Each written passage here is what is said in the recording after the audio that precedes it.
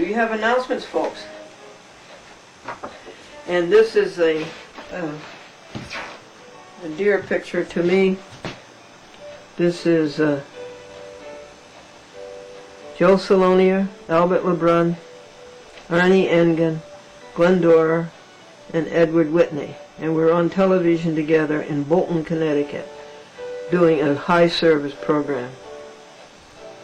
And these are all beautiful pictures and mountings by Albert Lebrun. Here's Albert. Doesn't look like him. Glenn and Ed Whitney. And Arnie is taking the picture. And guess where it is? Guess what the location of the picture is? The museum. The Glendora Franklin Museum. For the preservation of the museum for public access, newspapers, and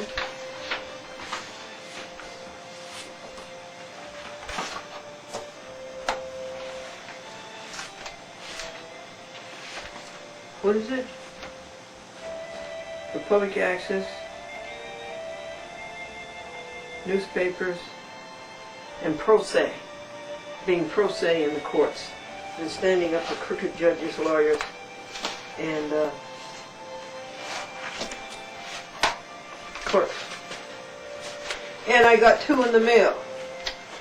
You know, I told the courts to go away. They had lost. I won. It's over. Don't bother.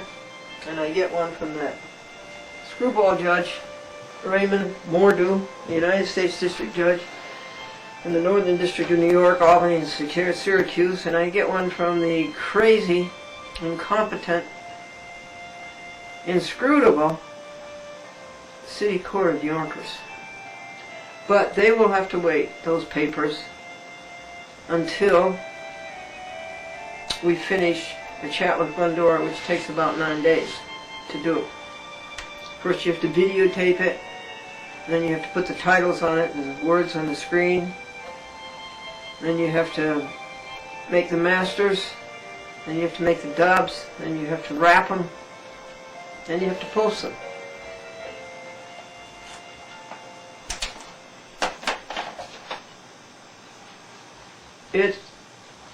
It's time for jokes. You got any jokes? Got any new jokes? 3 snowmen were talking, and Bill said to Ed, "I haven't seen our pal Herb around lately, have you?" And Ed says, "No, I haven't. Not since he left for Florida."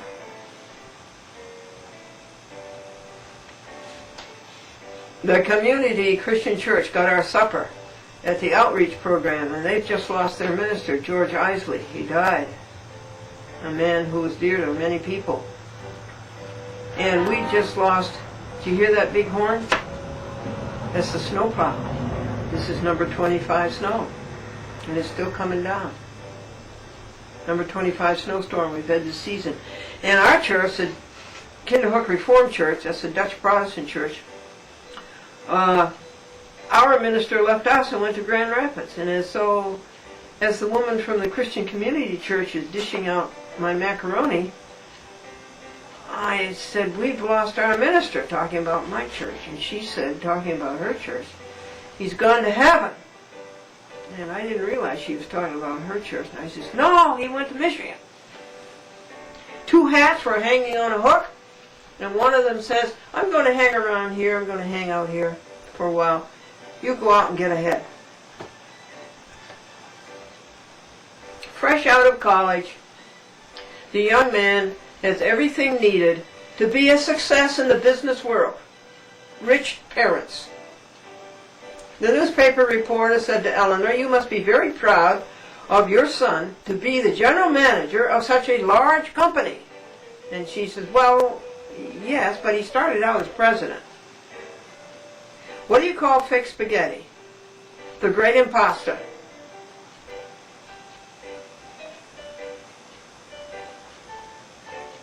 At Cablevision, everything in the offices, every item in the office is insured, except the clock. And the employees keep an eye on that. By the way, it's 10:45 a.m. on February 22nd, Washington's birthday. And Cablevision has found something that will do the work of 5 men. What is that? One woman. The judge is a mature thinker. All of his ideas are 30 years old.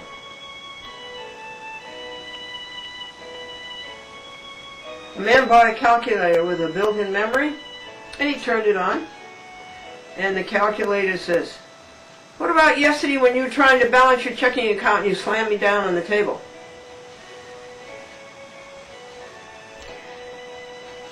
The couple has decided this year about summer camp to send their children to the most reliable and the least expensive summer camp there is. It's called Camp Grandma. And one father picked up his son from summer camp and he said, "Did any of the kids get homesick?" And the boy says, "Yeah, some of them did, the ones who have dogs." One boy said he nearly drowned at summer camp because the swimming instructor was sick and they sent the golf pro over as a substitute. And he nearly drowned because why? The golf pro kept saying, "Keep your head down."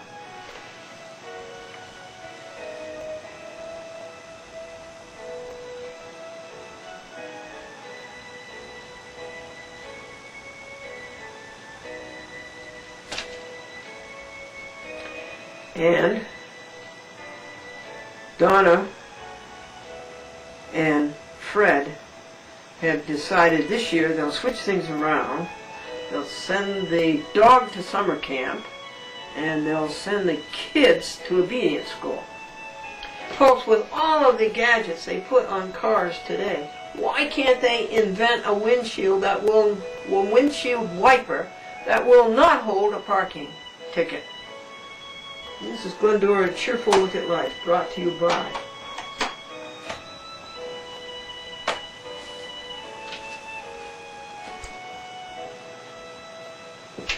Do you have any announcements, folks? Please let me know and I will try to help you. We covered that one. We're going to have a new opening. About Time Warner, Rick Carnoff tells me in Buffalo that Buffalo has 400,000 subscribers and that Syracuse has the most, 500,000, and that Albany has about 300,000. We've got to do something about putting a chat with Glendora on TV in Syracuse.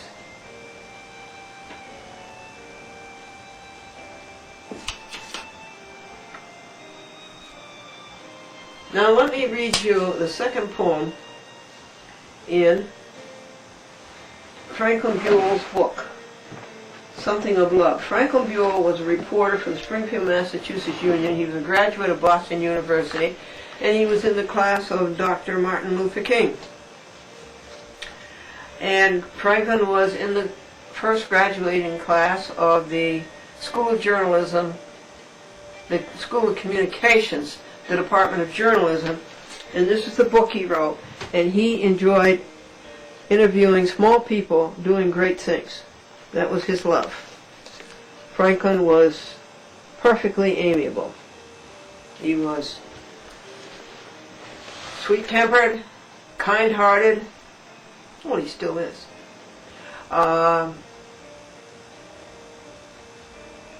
He had all those qualities that cause a person to be like. He had that good-natured complacence, affable, pleasant, agreeable. Franklin Fuller Buell. And he was a general assignment reporter. He met many, many famous people of his generation. And he also would write poems that were published in the Buffalo News, the Buffalo Evening News, owned by a private family in Buffalo. And then when the mother died, the children, of course, as in many cases, the inheritors, they don't want the property, they want the money. So they cashed it out, and guess to whom they sold it? Warren Buffett. And Warren Buffett right away made the newspaper situation in Buffalo a monopoly. And he instantly put the Courier, the Buffalo Courier, out of business. But Franklin Buell writes this poem called Lilacs. Now the cone-shaped perfume of the lilac is in bloom, from tufts of purple or white, wafting fragrance of delight.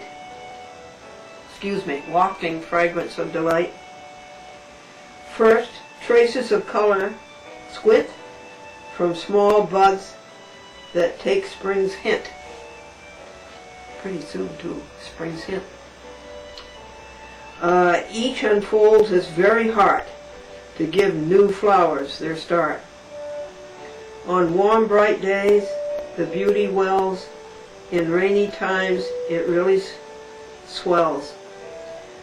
As the freshening water dances, clusters stretch to full-grown stances.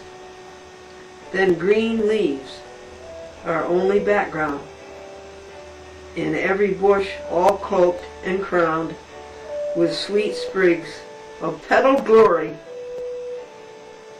a scented poem of Maytime story. Oh, thank you, Franklin. That's beautiful. Next month we'll read you his third poem in this book. Let me take an account here. As Mark 14:12 says, for every one of us shall give an account of himself to God. And I will come back. I think there's two other things to talk to you about.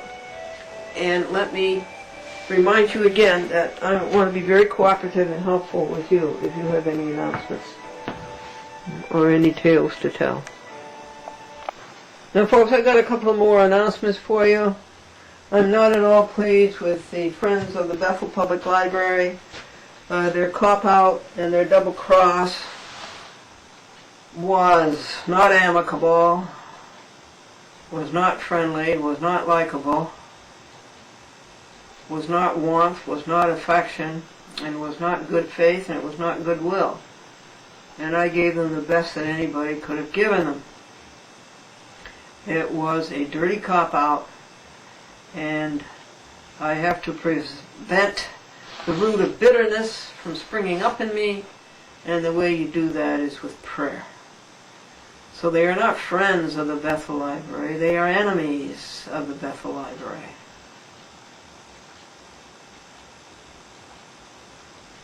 And there are other people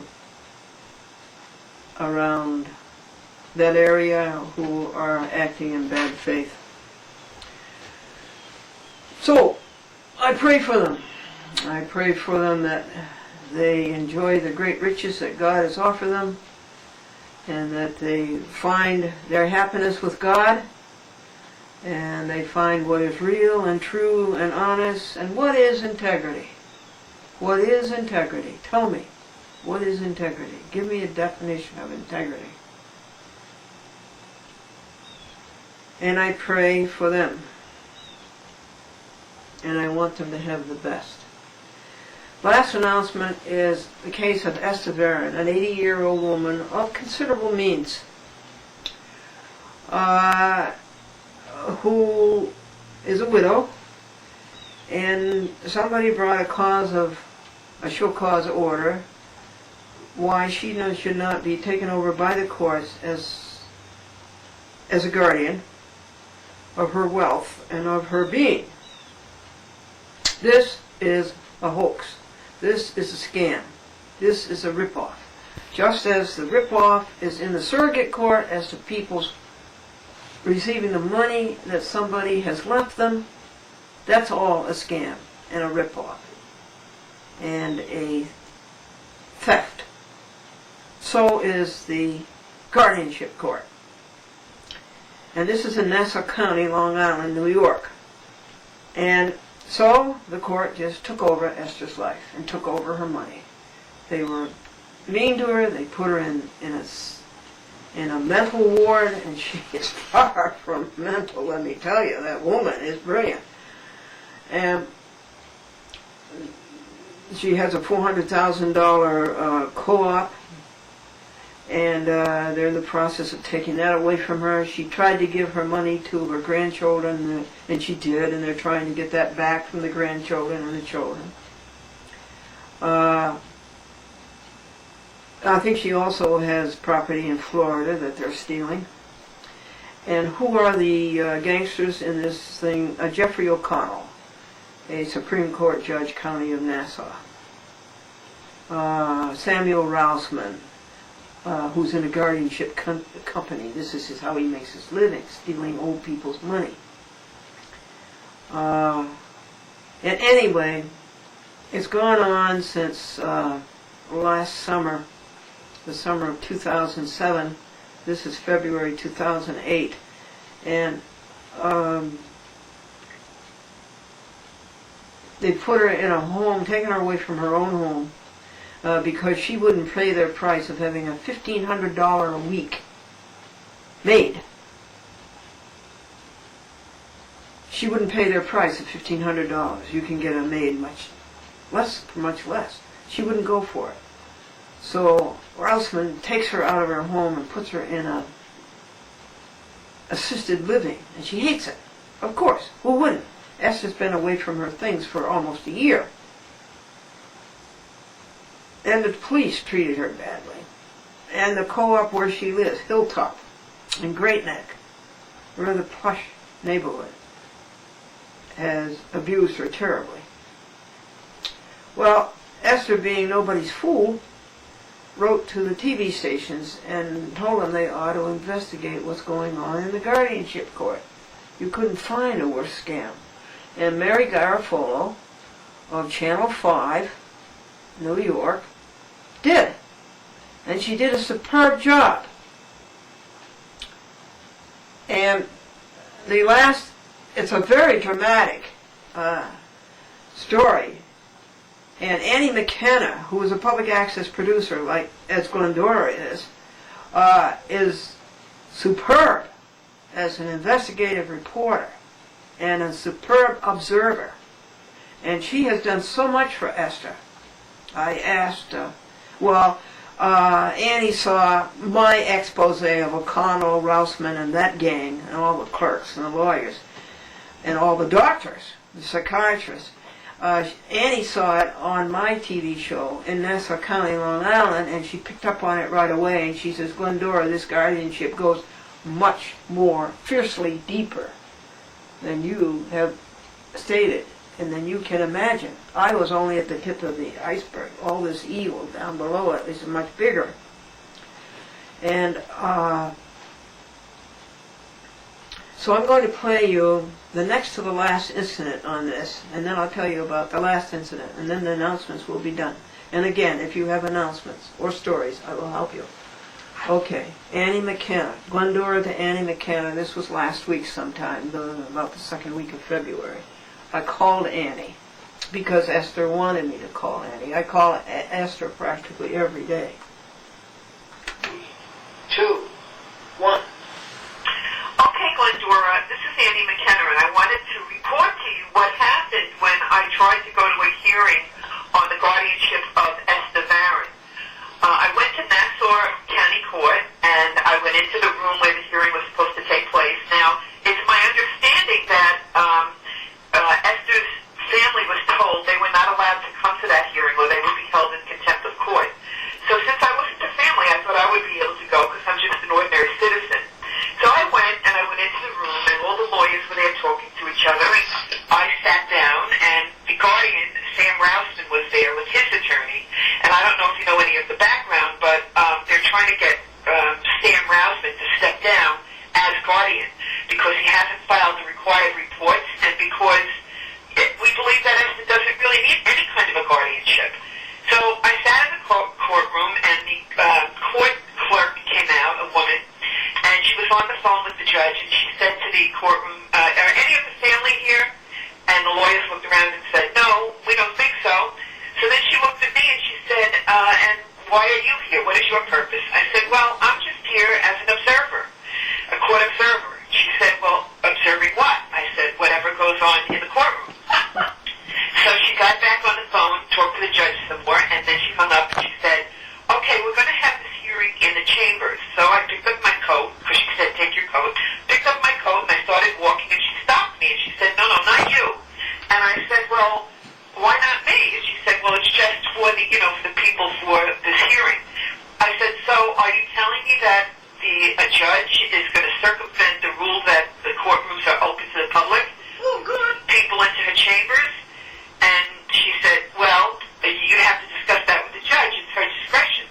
I said, okay. So then I left the room and I went outside and I called Mary from Fox 5 News, who's actually working on this story.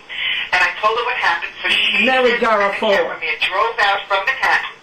They came, met me at Nassau County Court, Supreme Court.